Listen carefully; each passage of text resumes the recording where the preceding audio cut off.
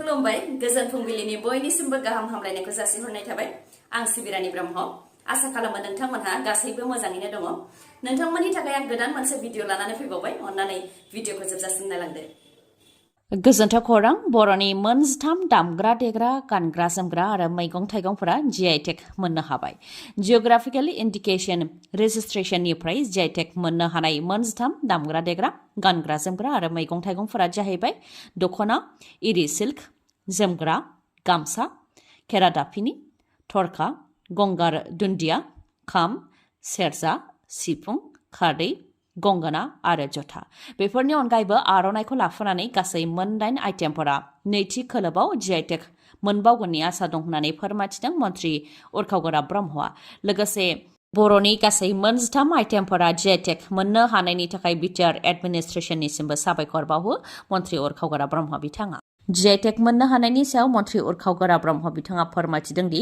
बर'नि मोन21 आइटेमा GI tag मोननो नांगौ होननानै बिटिसिनिफ्राय थांनाय 2022 मायथाइयाव जिअग्राफिकेल इन्डिकेशन रेजिस्ट्रेशननो आर'जलाइ होदोंमोन बे लेखायै गोबां हियारिं नायसंनाय आरो सावरायनाय जादोंमोन आरो थांनाय 2023 मायथाइनि नभेम्बर दानाव फार्स्ट जार्नेलाव मोनथाम आइटेमनि मुङा ओंखारदोंमोन आरो सोरबाफोर हारिया बेनि सायाव माबाफोर अजद होनो गोनां दं नामा बेखौ होनो थाखाय 4 दान समय होनाय जादोंमोन नाथाय रावबो हारिया जेबो अजद होआखै जायनि थाखाय बर'नि गासै मोनथाम आइटेमा दा जीआई टेग मोननो हाबाय आरो मोनदाइनाबो जीआई टेग मोनबावनो हागोनखौ आसा खालामो होननानै फोरमायथिदों मन्त्रि उरखावगोरा ब्रह्मआ रायजोआव गेदेर नाव जाब्रबथाय मैयानि सानाव बारनाय गोब्राब बारहुंखाजों बुरलुंबुथुर दैमायाव नाव बेलथायदों जायजों गोबां सुबुंफ्रानो दासिमबो गोमानानै दं होननानै रिपर्टआव मोननाय जादों आरो गोमानायफोरनि मादाव 3 गोथै देहाखौ मोननो हानाय जाबाय होननानैबो रिपर्टआव मोननाय जादों आसाम बांलादेश सीमा बुरलुंबुथुर दैमायाव जादों बे जाथाया साउथ सालमारा मानकाचार जिल्लानि सात सिंगिमारियाव जानो मोन्दों बे गिख्रंथाव जाब्रबथाया रिपर्टनि बायदिब्ला सात सिंगिमारियाव सप्ताहिक बाजार जानो थाखाय सुबुंफ्रा बुरलुंबुथुर दैमा बारनानै थांदोंमोन नाथाय फैफिननाय समाव गोब्राब बारहुंखा लोगो मोननानै बुरलुंबुथुर दैमानि सायाव थानाय नावा बेलथायदों जेराव नावाव 19 सुबुंफोर दंमोन होननानै फोरमायथिदों 19नि मादाव गोबां सुबुंफ्रानो गोमानानै दासिम दं होननानै मिथिनो मोननाय जादों मैया मोनानि समाव एसडिआरएफनि हान्जाया फैदोंमोनब्लाबो मोना जानायनि थाखाय आरो गोब्राब बारहुंखा बारनायनि थाखाय रैखा खालामनायनि हाबाखौ मावनो हायाखै होननानैबो जोंनिसिम खौरां सफैदों गोमानायफोरनि मादाव सासे उन्दै गथ'साखौ ना हमग्राफोर आरो ओनसोलनि रायजो राजाफ्रा गोब्राब थासारियाव रैखा खालामनो हादोंमोन नाथाय बिथाङाबो देहा फाहामसालियाव जोबथा हां लाहैदों जिउ गोमानाय गथ'सानि मुङा सौमेन मण्डल होननानै मिथिनो मोननाय जादों ओजोंहाय सानै गोमानाय सुबुंफोरखौ बांलादेशआव मोनहैनो हादों होननानै मिथिनो मोननाय जादों बांलादेशआव मोनहैनो हानाय सानै सुबुंनि मुङा जाहैबाय खबात हुसैन 65 बोसोर बैसोनि आरो इस्माइल हुसैन 8 बोसोर बैसोनि बिथांमोननि अनगायैबो गोबां सुबुङानो दासिमबो बुरलुंबुथुर दैमायाव गोमानानै दं होननानै मिथिनो मोननाय जादों बे जाथायनि अनगायैबो गोब्राब बारहुंखा फैनायनि जाहोनाव गुवाहाटीनि साखाथियाव थानाय गरभाङायावबो मोनसे गिथावना जाथाय जादों गिदिंनाय बार फैनायनि जाहोनाव गेदेर गेदेर दंफां लाइफांफोरा गारि मटरनि सायाव गोग्लैदों जायजों गं 7-8 गारिया खहा जानो गोनां जादों गेदेर गेदेर दंफां लाइफांफोरा गारि मटर आरो लामा सामायाव गोग्लैसिननायनि थाखाय गोबां सुबुंफोरानो लामायाव नांथानानै थानो गोनां जादों खमैबो गं 40 साखा खब्रै गारि आरो गं 30नि गोबां मटर साइकेलफोरा लामायाव नांथानानै थानो गोनां जादों उनाव हाग्रा बिफान आरो अर खोमोरग्रा बिफाननिफ्राय फैनानै लामाखौ बोस्रांनायनि हाबाखौ मावफैदों बड'फा उपेन्द्रनाथ ब्रह्मनि जोनोम सानखौ बिटिआरजों लोगोसे आसामनि दाब दाब जायगायावनो फरायसा सान महरै मैया फालिदों दुलाराय बर' फरायसा आफादनि बानजायनायाव दतमानि थुलुंगाफुरियावबो 68थि बड'फा उपेन्द्रनाथ ब्रह्मनि जोनोम सानखौ फालिदों जेराव दुलाराय बर' फरायसा आफादनि गाहाय दिपेन बर'जों लोगोसे दुलाराय बर' फरायसा आफादनि बिबानगिरिफोर आरो राजखान्थिगिरि मन्त्रि उरखावगोरा ब्रह्म आरो बिटिसिनि बारग' लेङाइ गाहाय खाम्फा बरगयारि बिथांमोनहाबो बाहागो लादों थांनाय बोसोर आरो देग्लाय आसाम सोरखारा 31 मार्च बड'फा उपेन्द्रनाथ ब्रह्मनि जोनोम सानखौ फरायसा सान महरै फालिनो थाखाय खावलायनाय लेखायै फरायसा सान महरै गासैयावबो फालिनायखौ नुनो मोननाय जादों थांनाय 1986 आरो 87आव बड'फा उपेन्द्रनाथ ब्रह्मआ दुलाराय बर' फरायसा आफादनि आफादगिरिमोन गेरेमसा हारि दानाय आरो आलादा रायजो दानायानो बिथांनि थांखिमोन बे लेखायै बर'फ्रा मोनथाम गोरोबथा मोननो हादों होननानै बुंथि दिपेन बर' बिथाङा बड'फा उपेन्द्रनाथ ब्रह्मनि आदर्शखौ गोथाङै लाखिनो थाखाय आरो इयुन जोलैनो गालांनो थाखायनो दुलाराय बर' फरायसा आफादा खामानिखौ मावलांबाय थागोन होननानैबो बुंथि दिपेन बर' बिथाङा खाम्फा बरगयारि बिथाङाबो बिबुंथि लाखियोदि बड'फा उपेन्द्रनाथ ब्रह्मआ बर'फोरनिल' नङा गासै ट्राइबेलनि थाखायनो खामानि मावदों। राव हारिमु थुनलाइखौ लानानै थांनानै थानायनि थाखाय समाजाव आरो राजखान्थियाव सांग्रांथि लाबोदोंमोन। बिथांनि आदर्शआवनो बर'फोरा गोलाव सम आन्दलन खालामदोंमोन, जायनि गेजेरजों मोनथाम गोरोबथाखौ मोननो हादों। बिथाङा बयनिबो थाखाय सानोमोन थांनानै था आरो थांनानै थानो हो, बे बिथांनि थांखिमोन, जायनि थाखाय बिथांनि साननाय हनायखौ आसामनि गोरों गोराफ्रा मान होनानै बिथांनि जोनोम सानखौ फरायसा सान महरै फालिनो थाखाय फोसावदों होननानैबो फोरमायथियो खाम्फा बरगयारिया। रंजालि बैसागु फैनायजों लोगोसे बारदै सिख्लाया सिमब्रे सिमब्रा फैनो हमबाय। मैयानि सानाव बिटिआरजों लोगोसे आसामनि दाब दाब जायगाफोराव गोबां अखा हादों, बारहुंखा बारदों, अन्थाइ गोग्लैदों आरो सारअन्थाइबो गोग्लैदों। बारदै सिख्लानि सिमब्रेनायजों गोबां सुबुंफोरनि न' बां, आबाद फोथार, गय बागान, थालिर बागान बायदिफ्रा खहा जानायनि अनगायैबो मैयानि सानाव सुबुंफोरनिबो जिउ खहा जादों। बारहुंखा आरो अन्थाइ गोग्लैनाया फ्राय गासैबो जायगायावनो जादोंब्लाबो माखासे जायगाफोराव बांसिनै जादों।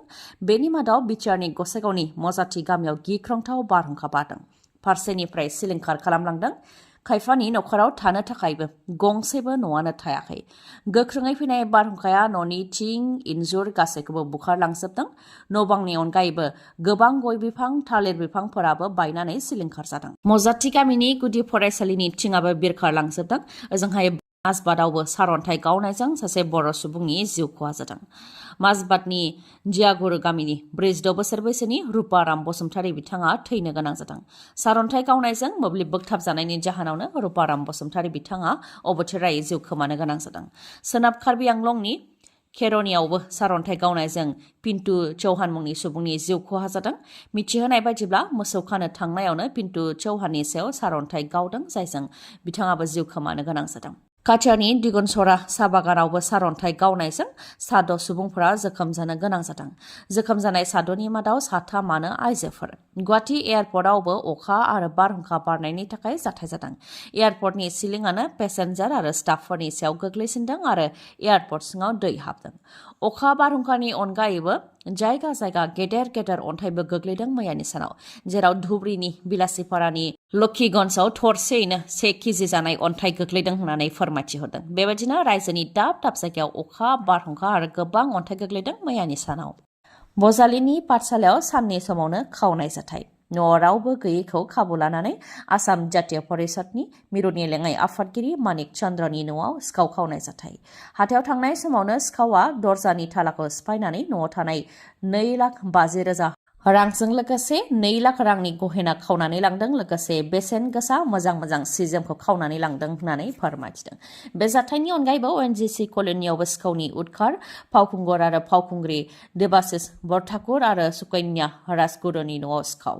गासै 15 लाख रांसोनि गहेना खावनानै लांदों होननानै फोरमायथिदों। न'आव रावबो गैयै समावनो सिखावा गहेनाफोरखौ खावनानै लांदों, नाथाय सिखावा ओरैबायदि सोलो गोनांमोन दि न'खरनि सुबुंफोरा न'आव फैनायनि उनावबो गावनि न'आव दि सिखाव जादों बेनि सोमोन्दै जेबो गुमुरखौनो मोनाखैमोन। न'नि मालपत्र, सि-जोम जेबो सेरखाय बेरखाय खालामाखै, जेरै दोनदों एरैनो दंजोबोमोन, खालि फिसा फिसा मोनसे मोननै जिरादाल' जायगा सोलाय सोल' जादोंमोन। बेजोंसो उनाव सन्देह जादों न'आव सोरबा हाबफैदों होननानै लोगो लोगोनो लकारखौ खेवदोंमोन। बेयावबो लकारनि थालाया गेवनायमोनब्लाबो लकारनि सिङाव मुवा बेसादफोरा जेरै दं एरैनो दंजोबोमोन। अब्लाबो सना रुफा दोनग्रा बक्सखौ मोनफानि उनाव मोनफा बेखेवनानै नायनायावसो नुनो मोन्दों मोनसेबो सना रुफाया बक्सआव गैया। न'खरनि गासैनिबो सना रुफाखौ खावनानै लांनायजों लोगोसे माखासे मुवा बेसाद गासै 15 लाख रांसोनि मुवा बेसादफोरखौ सिखावा खावनानै लानानै थांदों। जाथाय जानायनि उनाव पुलिसआ जाथायथिलिसिम सौफैदों आरो नायबिजिरनायनि हाबाखौ पुलिसआबो मावदों। जोनोम साननि थाखाय लाबोनाय केकआनो गेदेर खैफोद लाबोगोन होननानै सोर सानदोंमोन?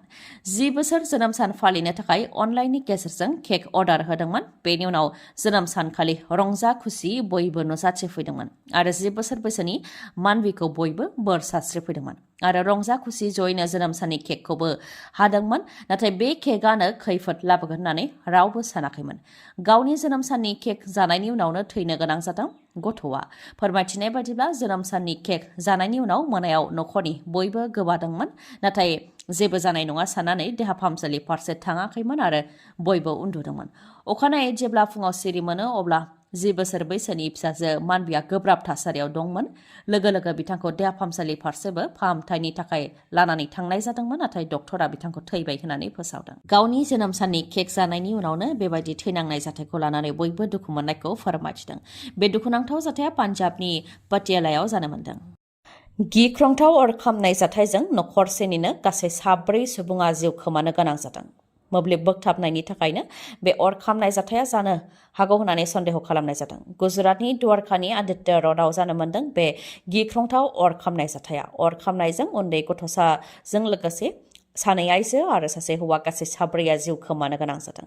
जिउ खोमानांनायफोरनि मादाव पवन कमलेश उपाध्याय 30 बोसोर बैसोनि, बिथांनि बिसि, बिथांनि बिमा आरो बिथांनि 7 दाननि उन्दै गथ'सा। अर खामनाय जाथाय जानायनि दसे उनावनो अर खोमोरग्रा बिफान सौफैनायनि थाखायसो आरोबाव गेदेर जाथाय जानायनिफ्राय रैखा मोननो हादों होननानै फोरमायथिदों ओनसोलनि सुबुंफोरा।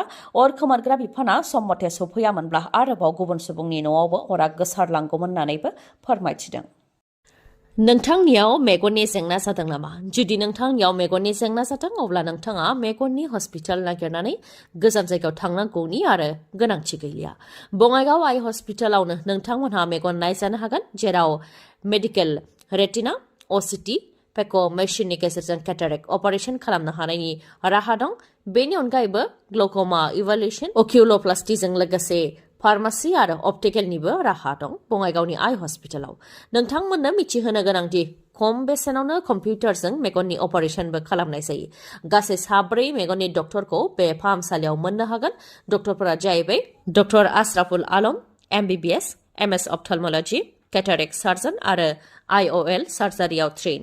Doctor Kishor Pal, MBBS, DO, cataract and glaucoma specialist.